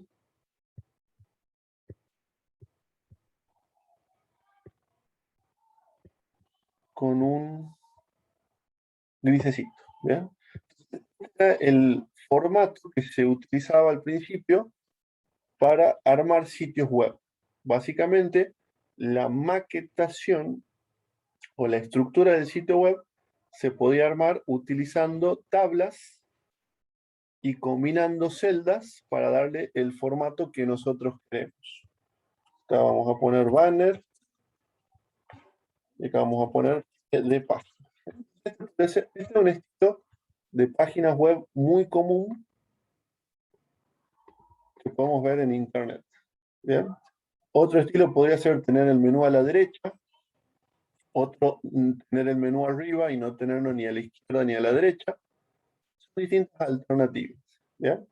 Pero lo importante de esto es este concepto que puedo estructurar el contenido de la página web utilizando una tabla para ubicar los elementos espacialmente. ¿Bien? Utilicemos ese conocimiento en combinación con la master page. Voy a agregar a mi aplicación un nuevo elemento. Buscamos maestra en el buscador. Elegimos Web4 con página maestra, que de vuelta está mal traducido. Acá debería decir creación de página maestra. Y vamos a probar poniéndole nombre maquetación 2.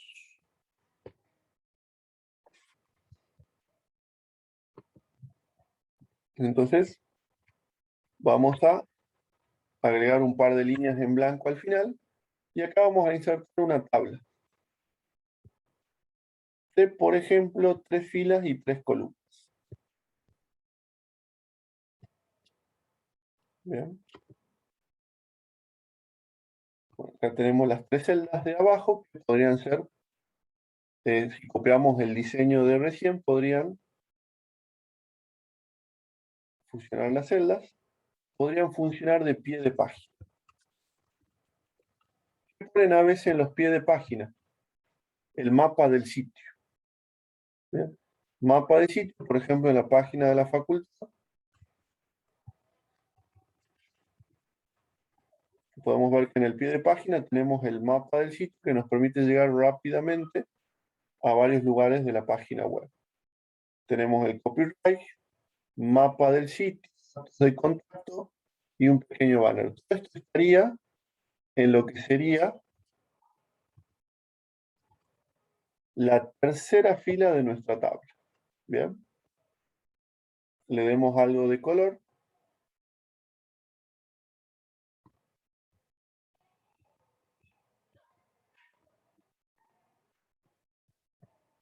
Si tenemos un estilo CSS, lo podemos elegir por acá.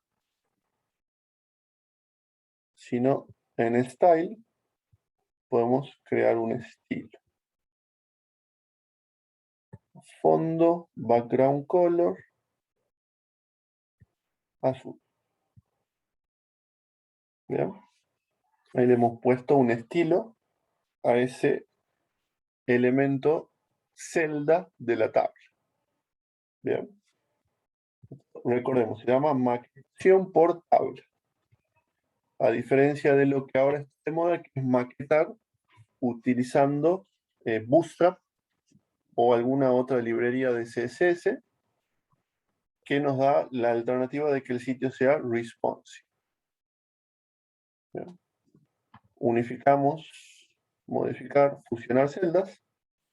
El encabezado también le vamos a dar un color. Bueno, la idea acá es que ustedes jueguen poniéndole una imagen a su tienda de mascotas o una tienda de bicicletas. Entonces,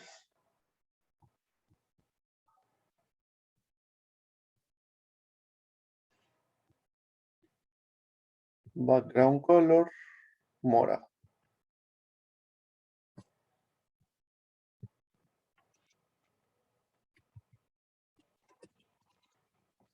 Backstore.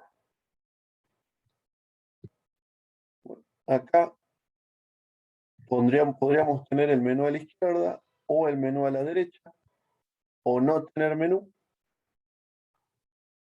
lo que ustedes quieran.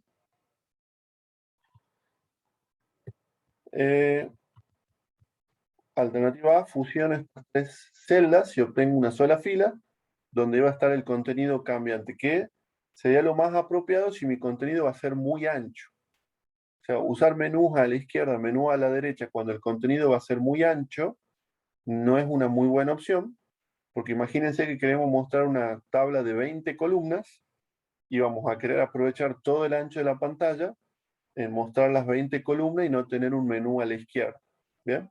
Si queremos un menú a la izquierda, fusionaríamos estas dos celdas. ¿Bien? Como yo no voy a querer menú a la izquierda porque quiero aprovechar el 100% del ancho, voy a fusionar. Y le voy a dejar de color blanco. ¿Bien? Y lo que voy a hacer ahora es simplemente arrastrar mi constant placeholder, que vendría a ser como mi guardador de espacio, placeholder, lo voy a arrastrar dentro de la tabla. Entonces ahora, en la primera fila de la tabla tengo lo que va a ser el título o el menú.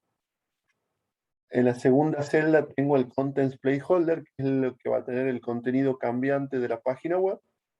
Y en la tercera fila tengo mi pie de página, que podría tener el sitemap y podría tener el copyright. Perfecto. Entonces, este va a ser mi master page, maquetando con tablas el contenido del sitio. Entonces, probemos agregando al proyecto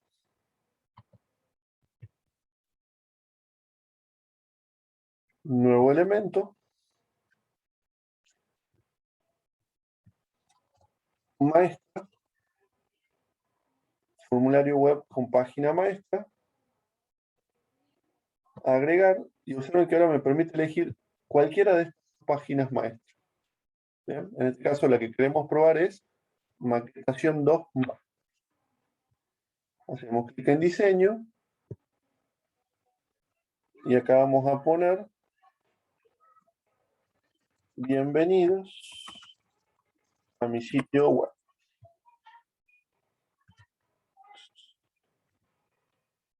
No dude en consultarnos.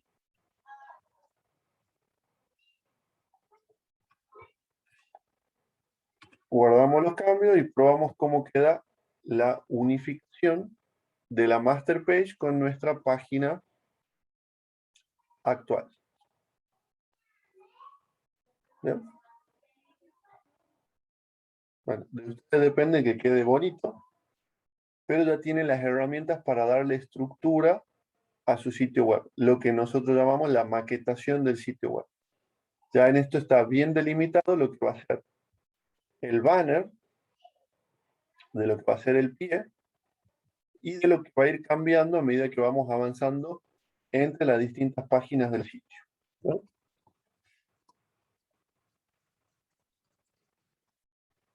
¿No? Por ejemplo, en la página de la facultad se utiliza el diseño de maquetación. Tenemos una parte superior que podría ser una fila de tabla que se repite en todas las páginas web con este menú desplegado. Uy, justo esta no. Oferta académica, ingeniería en sistemas. ¿Bien? Observen, todas las páginas del sitio repiten este banner con este menú desplegado. ¿Bien? Las páginas del sitio tienen el sitemap abajo con este banner y con esta línea de copyright. ¿Bien? Y en el centro va cambiando los distintos contenidos de cada sitio web. ¿Bien? Entonces, si nosotros necesitamos, una vez que ya tenemos esta maquetación hecha, avanzar con la maquetación del sitio para los distintos elementos, y ya podríamos, dentro de cada celda, por ejemplo, vamos al maquetación 2 master, y podría reemplazar estos tres elementos por una nueva tabla, insertar tabla, una tabla que tenga 3 filas y una columna. Entonces, ahí ya he dividido en 3 el pie, y ya puedo tener una fila de una tabla para copyright, otra fila de la tabla para el sitemap, otra para un banner.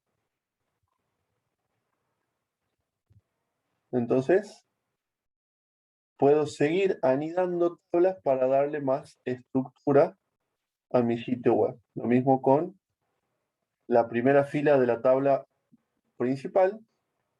Puedo insertar una tabla de 2 filas y una columna,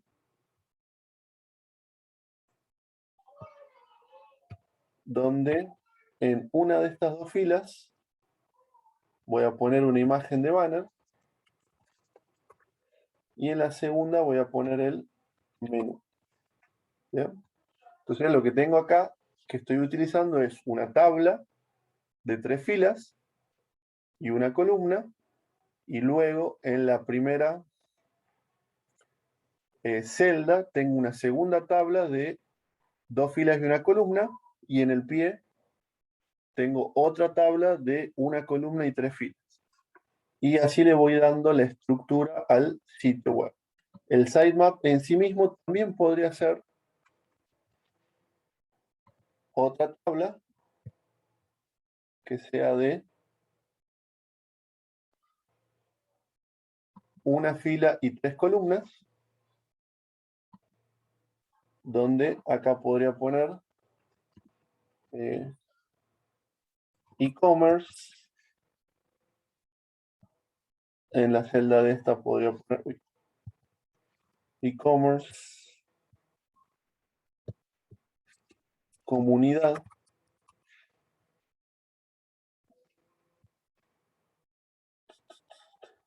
otros,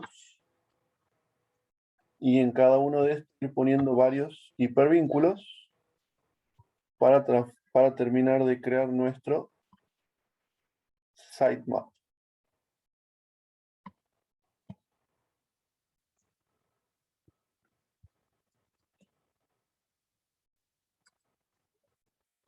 Creo que se entiende la idea. Entonces, esto ya les da a usted un marco de trabajo para ir estructurando su página web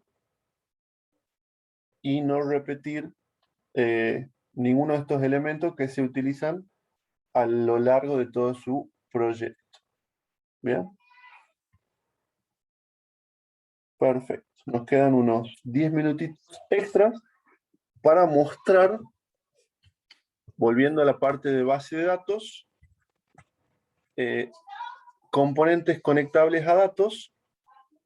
Voy a mostrar un ejemplo bastante interesante que nos va a servir como base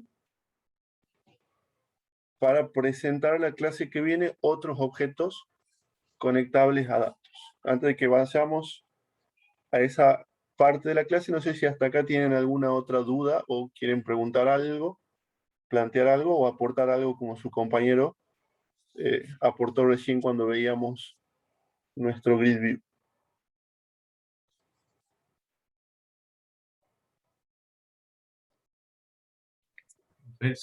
Se puede editar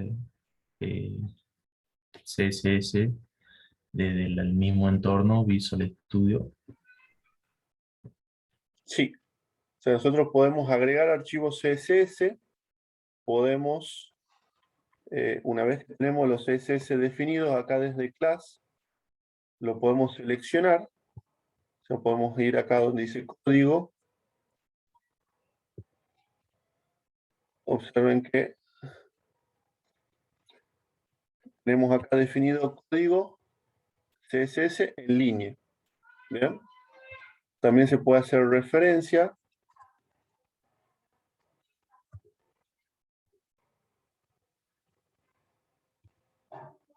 No me acuerdo de href memoria. puede ser que era, o meta, algo así. Sí, soy muy malo escribir de memoria. HTML, link, CSS. Si nosotros podemos poner.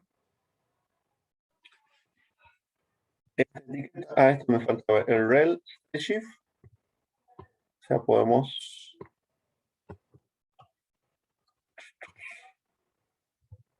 agregar una referencia a un archivo CSS y poner el archivo CSS en nuestro proyecto.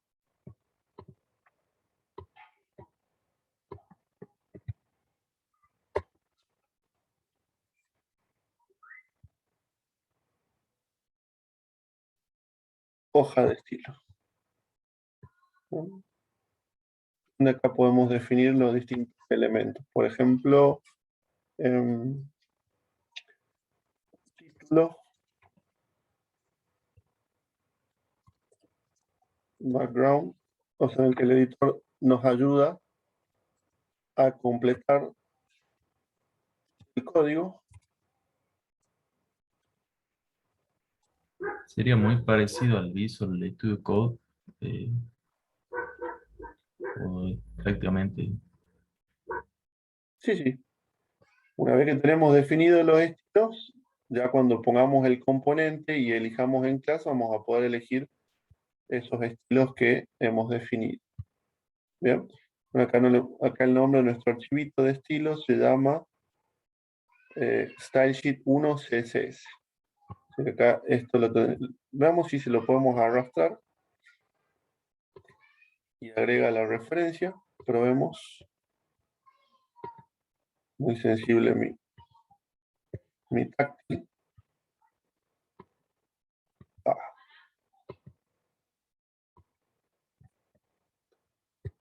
Está muy sensible. Bueno, probablemente si lo arrastro me ponga este link restyle automáticamente, pero como muy sensible no lo puedo probar.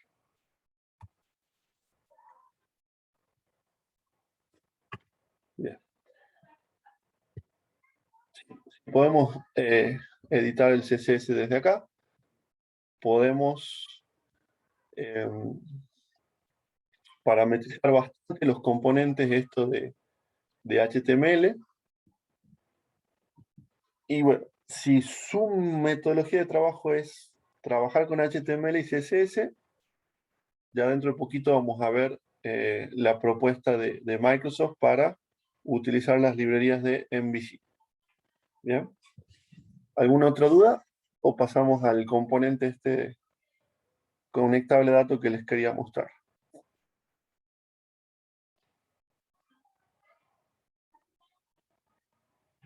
Ninguna duda, profe.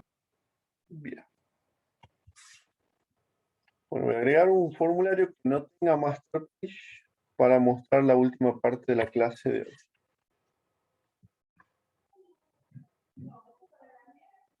Diseño. Bien.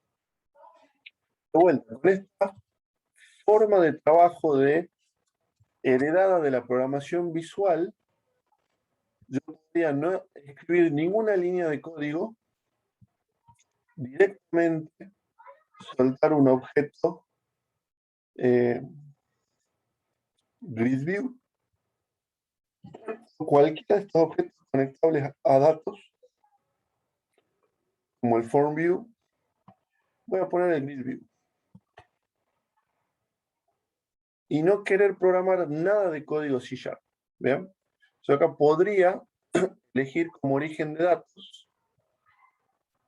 un nuevo origen de datos, base de datos de SQL, poniendo un identificador para esta base de datos, dándole un nombre a esta base de datos,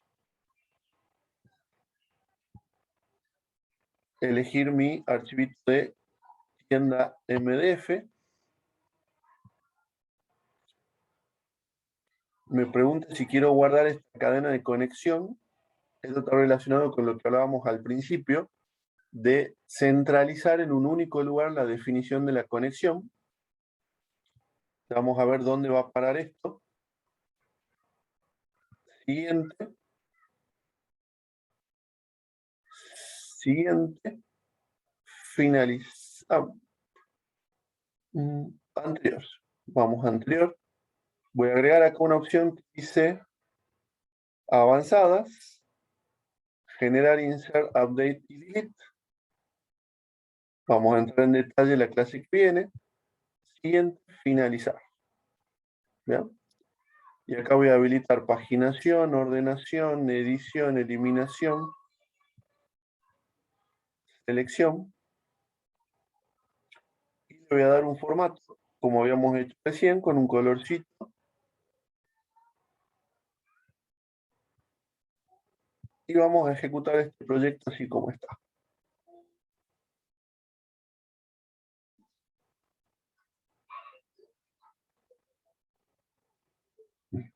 Brands.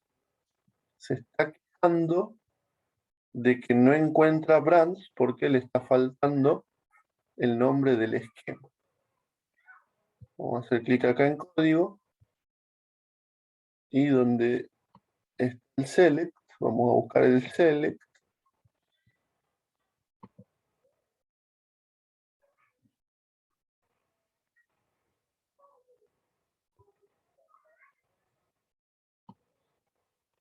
Ahí lo tenemos. Select from brands. Recordemos que brand está dentro del esquema. Veamos el diagrama.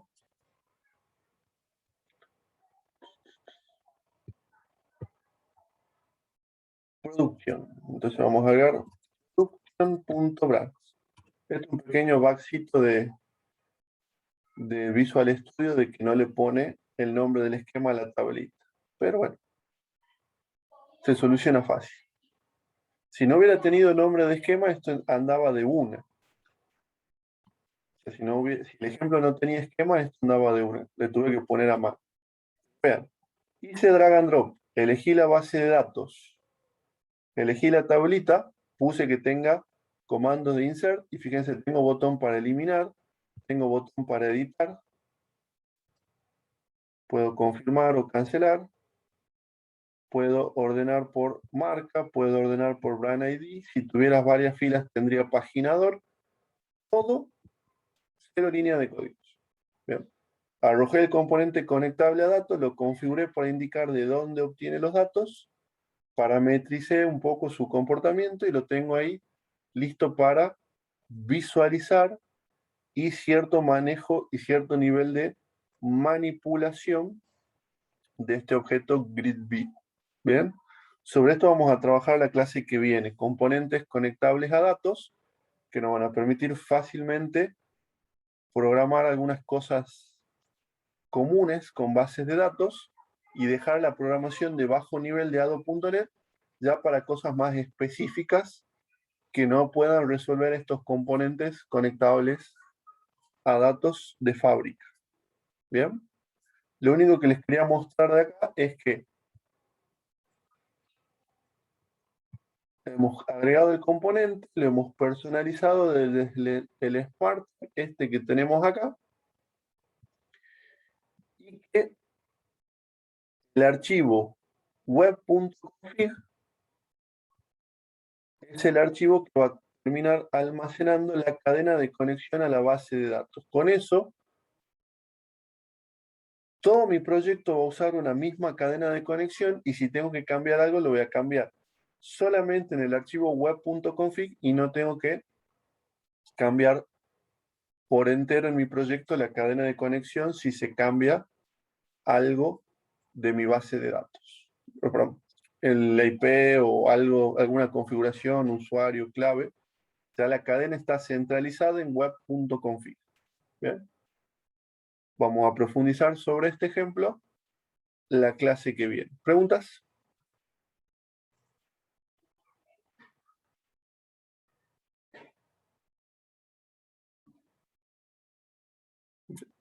¿Qué les recomendaría como práctica?